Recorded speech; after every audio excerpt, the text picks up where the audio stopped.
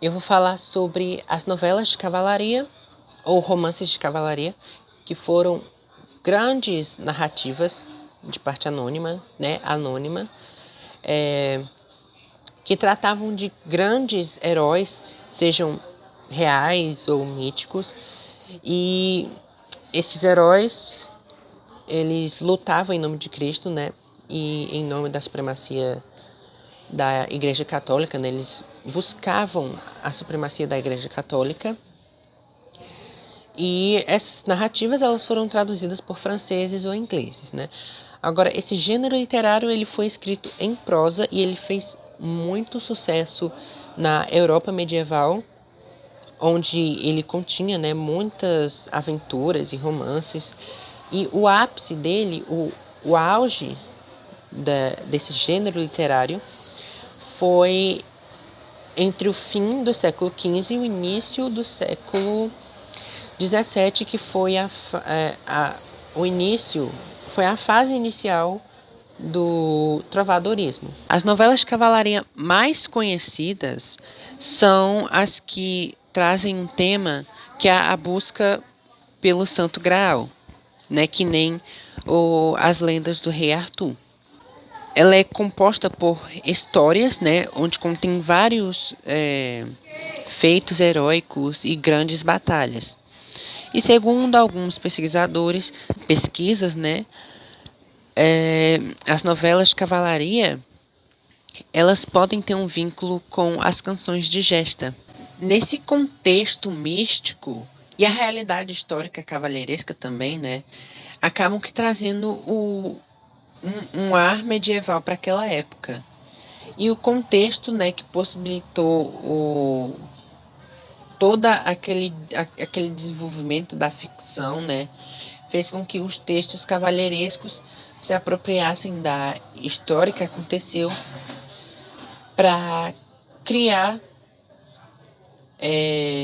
histórias narradas. Então, aqui eu falei histórias e não histórias, porque tem uma diferença entre história e histórias. A história, ela é um termo, né, é uma palavra usada para narrar fatos reais, documentados, né, aquilo que aconteceu de verdade. Já a história, ela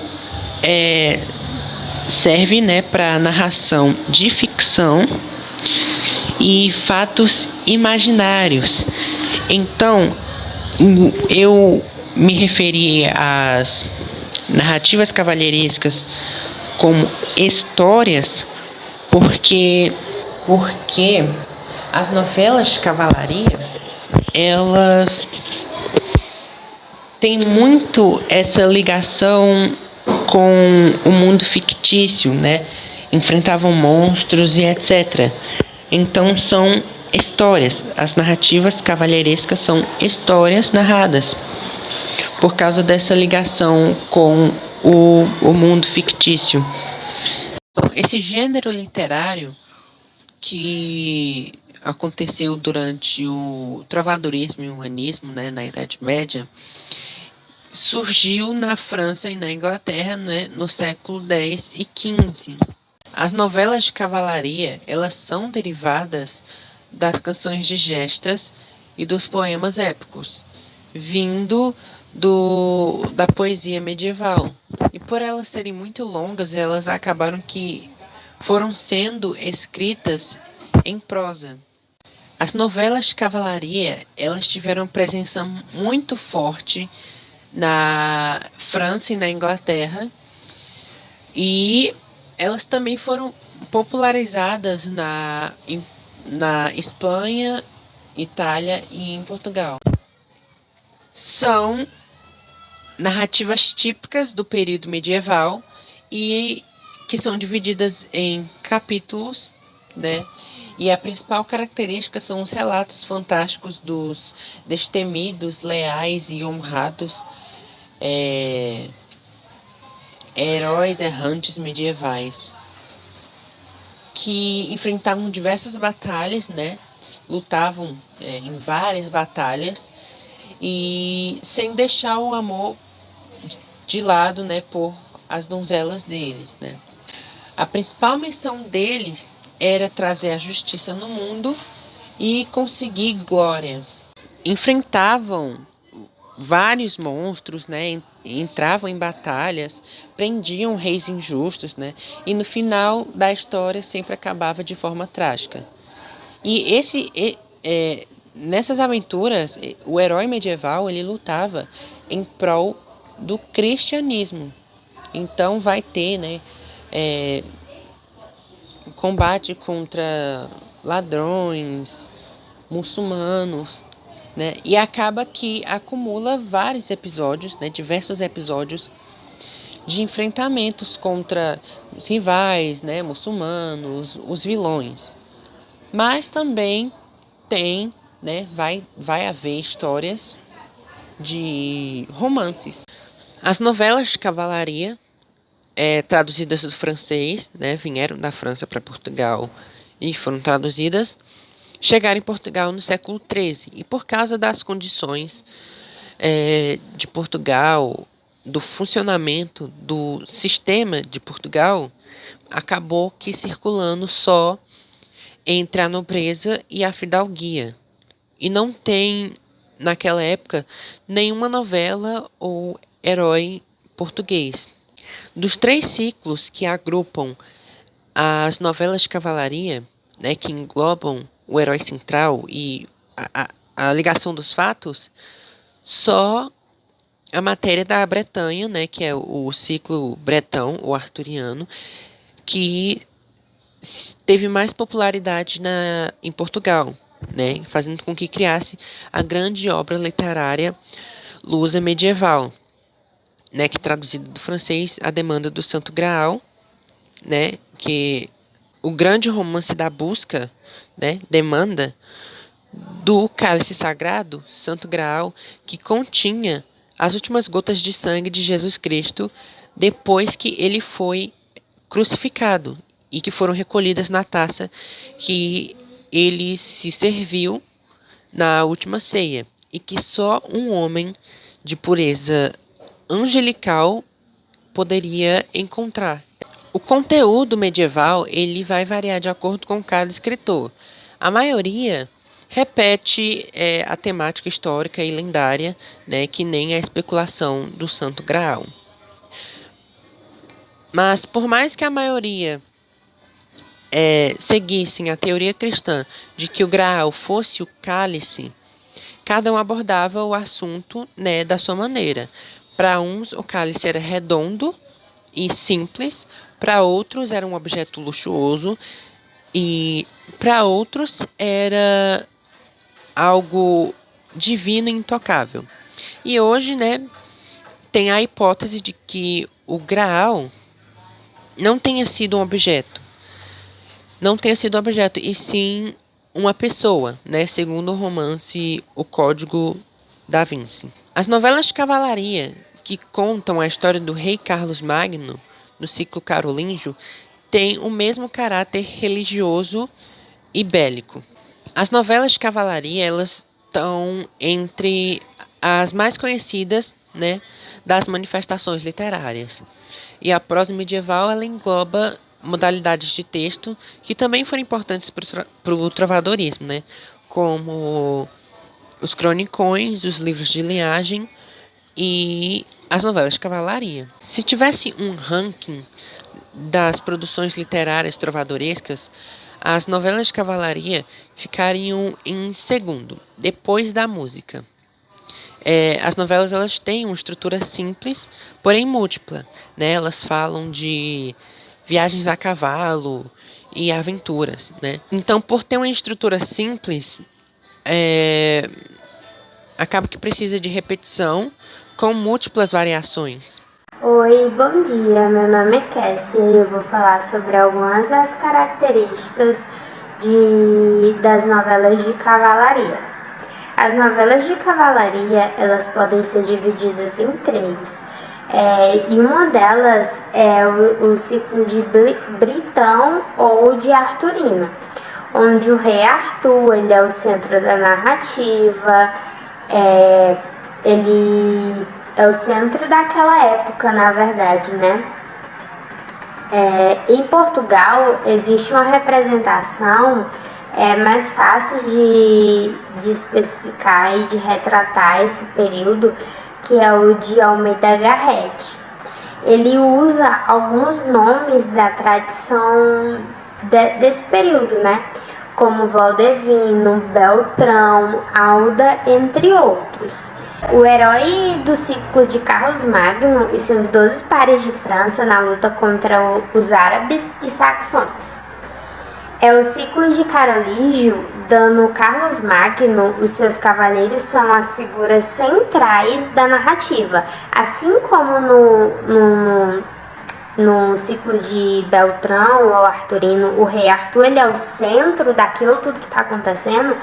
Nessa narrativa de Carolígio, o Carlos Magno ele é o centro dessa narrativa. E assim como o outro, eles dão nomes do cotidiano, da tradição daquela época, como Valdevino, Beltrão, Alda, entre outros. Assim como os outros dois, também existiu o ciclo clássico, o greco-latino. Esse período retratava a antiguidade clássica. Não ficou muito famoso em Portugal e ele se regia em torno de Troia e de Alexandre Magno. Esse período queria retratar os heróis da antiguidade, os cenários da antiguidade e todo esse período. Se destaca seus hábitos de personagens de Roma-Tebas, Roma de Troia e Roma de Alexandre. Com versos de 12 sílabas, que surgiu da tradição de Luís, incorporou desse ciclo a lenda de fundação de Lisboa. E ele também pegava algumas partes do período de Dom Pedro. Essas novelas elas também tinham temas ligados às batalhas daquela época, como a de cristãos e muçulmanos, a glorificação da violência naquele período. Existia muito isso deles terem guerras entre si, guerra para decidir quem ia ficar com a mulher amada, a referência do período histórico da mitologia passada, o uso de locais geográficos irreais, como lugares que não existem, né? A apresentação de código de conduta própria dos cavaleiros. Como eu falei, eles precisavam mostrar que eles eram valentes, que eles tinham coragem e tudo isso. Eu vou falar um pouco sobre as características na construção dessas novelas. Essas novelas elas eram passadas oralmente. Ela é uma narrativa extensa e dividida em capítulos, assim como todas as novelas são. Ela tem temas heróicos e mitológicos, retrata esse período. Relatos de acontecimentos históricos, temas como mitologia, personagens heróicos como cavaleiros, heróis e donzela, a sublimação do amor, aquele amor proibido, a idealização da mulher amada, e quase sempre era impossível esse romance. Relatava em sua maioria grandes aventuras e essas aventuras eram bem assim irreais. No enredo destes romances aconteciam o fato do personagem do homem, né, idealizar a mulher, desse amor impossível, aventuras sem fim, a aprovação de honra, porque eles eram cavaleiros, né? Então eles queriam mostrar a sua honra, que eram homens de honra, retrata bastante o ato heróico e a forma de vida daquela época. Eles pegaram bastante a época da mitologia e da antiguidade clássica. Vou falar agora também o significado de duas palavras que são bem usadas nesse contexto dessas histórias. Como Santa Grau é uma expressão medieval que designa normalmente o cálice usado por Jesus Cristo na Santa Ceia, e prosa, que é o que a gente vai escutar bastante nesse contexto desse tema. Prosa é uma expressão escrita e falada que não se apresenta em estruturas de uma poesia, o romance, das peças de teatro e de cantos. A prosa ela é uma conversa entre duas ou mais pessoas e expressa isso de poesia, de peças de teatro. Ela é muito usada nesses contextos. Eu vou falar a respeito das principais novelas da cavalaria. Nela entra a prosa do Rei Arthur, que é uma prosa trovadoresca, que conta a história de um menino chamado Arthur, que se torna rei, um rei muito poderoso, que ele herda o reino de seu pai quando ele retira uma espada mágica de uma bigorna. Para quem não sabe o que é bigorna, bigorna é um utensílio feito de aço, onde outros metais são malhados, são moldados nela. E ele, para poder unificar o reino, ele cria a Ordem da Tábua Redonda, fazendo com que todos os cavaleiros se reunissem em um lugar só. Também temos a Demanda de Santa Grau, que é um conto onde as aventuras dos cavaleiros da Tábua Redonda, aonde eles vão em busca da Santa Grau, né? Também entra a Mate de Galo, entra o Palmeirinho de Oliva, o Palmeirinho de Inglaterra, né? Palmeirinho de Inglaterra foi escrito por Francisco de Moraes, e esse enredo pode ser dividido em duas partes, né? A primeira, o nascimento de dois irmãos gêmeos, né? A aventura desses dois irmãos gêmeos, que é Palmerim e Floriano. E a segunda conta as façanhas que eles fazem pelo mundo, quando eles saem pelo mundo afora, né? Acompanhados de companheiros e damas, e para poder até chegar a uma batalha final entre turcos e cristãos, né? Onde eles defendiam a cristandade. Também temos o Levante de Laura, né? A crônica do Imperador Clarimundo. Temos Espelhos de Príncipes e Cavalheiros. Temos a Tablante de Ricamonte. A Mate de Galo é uma história de amor e violência, né? Onde o Magis, ele é fruto de um amor clandestino. E ele acaba sendo abandonado dentro das águas do mar. E ele é salvo por uma família onde não sabem suas origens. E desde os seus 7 anos ele é escolhido para a pajem da Oriana, né? Onde ele acaba ocultando esse amor dela, ele não fala para ela. E acaba que o pai dela, por ser mal aconselhado, ele acaba afastando a Magis de sua amada, né? Fazendo com que ela casasse com o seu inimigo, com o inimigo do herói, né? Com o inimigo de Amadis. E quando o Amadis vai resgatar ela, ele acaba sendo morto. E ela, ao ver ele morto, ela se atira da janela. Apesar de que a maioria das novelas da cavalaria tem autores desconhecidos, nós temos alguns, como João de Lobeira, Francisco de Moraes, Jorge Ferreira de Vasconcelos, Thomas Mallory, Bernard Corpus.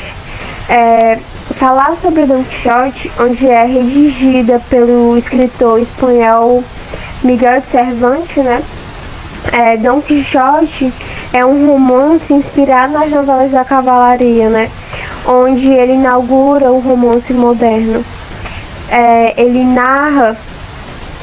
narra suas aventuras em companhia de Sancho Panza, que é seu fiel amigo e companheiro, né? Que tem uma visão mais realista. Trata-se de uma sátira, né, às antigas novelas da cavalaria, e é considerada uma das maiores obras da literatura espanhola e da literatura clássica universal. Para quem não sabe o que é uma prosa medieval, também pode ser chamada de romance de cavalaria, onde seus escritores medievais exploravam muito o tema heróico e mitológico, né? Essas narrativas eram muito comuns naquela época. Falar sobre nobreza é falar sobre alguém que está com seu posto bem acima de qualquer pessoa. E também pode ser chamado de fidalgo, que é a mesma coisa.